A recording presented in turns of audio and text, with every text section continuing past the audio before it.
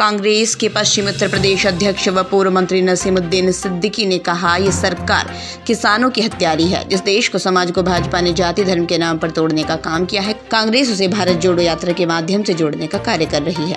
दरअसल वो आज बागपत जनपद में कांग्रेस की प्रादेशिक भारत जोड़ो यात्रा की शुभारंभ पर पत्रकारों से वार्ता कर रहे थे। उन्होंने कहा, देश में लगातार बेरोजगारी बढ़ी है, किसान मारे फिर रहे हैं, व्यापारी जीएसटी की छापेमारी से परेशान है। जाति धर्म के नाम पर भाजपा देश को बांटने की कमियां कब तक छिपाएगी? 15 लाख तो खाते में आए नहीं, उल्टा जीएसटी समेत उल्टे सीधे टैक्स लगा दिए हैं। किसान आत्महत्या करने को मजबूर है, गन्ना मूल्य नहीं बढ़ रहा, भुगतान नहीं हो रहा, किसान मर रहे हैं। काले कृषि कानून के नाम पर 600 किसान शहीद हुए। ये सरकार इन किसानों की हत्यारी है। उन्होंने कहा, हिमाचल प्रदेश से नई शुरुआत हो चुकी है। 2024 में फिर से कांग्रेस लौटेगी। 3700 किलोमीटर की भारत जोड़ो यात्रा कन्याकुमारी से शुरू हुई है। अब ये यात्रा यूपी तरफ आ रही है। जनवरी के प्रथम सप्ताह में यात्रा यूपी पहुंच जाएगी। अब कांग्रेस ने तय किया है, राज्य स्तरीय पद यात्रा भी शुरू की जाए। किसानों, बेटियों, व्यापारियों, युवाओं की आवाज सुनने के लिए निकाली जा रही है।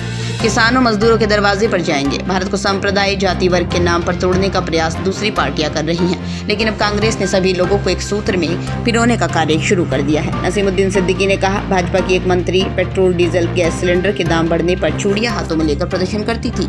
अब इनके दाम आसमान छू रहे हैं। मंत्री जी कुछ बोलने को तैयार नहीं। अब चूड़ियां कहाँ हैं? किसके लिए हैं अब ये चूड़ियां? जा रही हैं, किसके लिए हैं? बड़े अफसोस की बात है। कुछ तो सोचिए मोदी जी, योगी जी, आप कहां देश को ले जा रहे हैं? ये जाति के नाम पे, धर्म के नाम पे, जाति के नाम पे, संप्रदाय के नाम पे, वर्ग के नाम पे राजनीति कितने दिन चलेगी? देश जाग चुका है, देश जान चुका है कि आप सांप्रदायिक मामलों को बढ़ावा दे करके जाति धर्म की राजनीति कर रहे हो, और इसकी शुरुआत हिमाचल प्रदेश से हो चुकी है।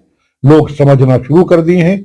आगे आने वाले वक्त में जन जन को ये जानकारी होना शुरू हो गई, और जो रह गई है वो कांग्रेस असलियत आपकी बताने में पीछे नहीं हटेगी। सिद्दीकी साहब, बागपत में आज भारत जोड़ो यात्रा के तहत आपकी अगुवाई में शुरुआत की जा रही है, इसके बारे में थोड़ा।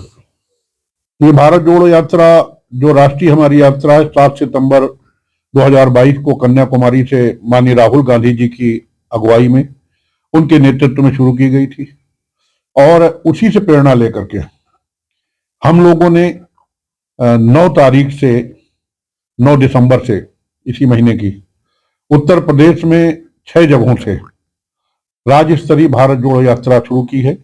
इस यात्रा का उद्देश्य यह है कि हम पब्लिक के बीच में, किसानों के बीच में, मजदूरों के बीच में, आवाम के बीच में जाएं, पैदल चल के जाएं, दरवाजे दरवाजे जाएं और उनके सुख दुख में शामिल हों। क्योंकि आज महंगाई चरम सीमा पर है, बेरोजगारी मुंह बाए खड़ी हुई है, किसान मारा फिर रहा है।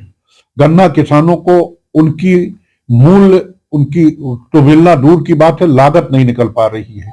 लागत न निकल पाना एक अलग बात हो गई। गन्ना चीनी मिल ले लेती हैं और 5-5 साल तक भुगतान नहीं करती हैं। गन्ना किसानों के घर में खाने के लाले पड़ जाते हैं।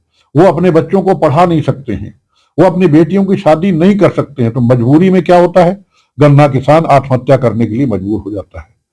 यह हत्यारी सरकार को दिखाई नहीं दे रहा है।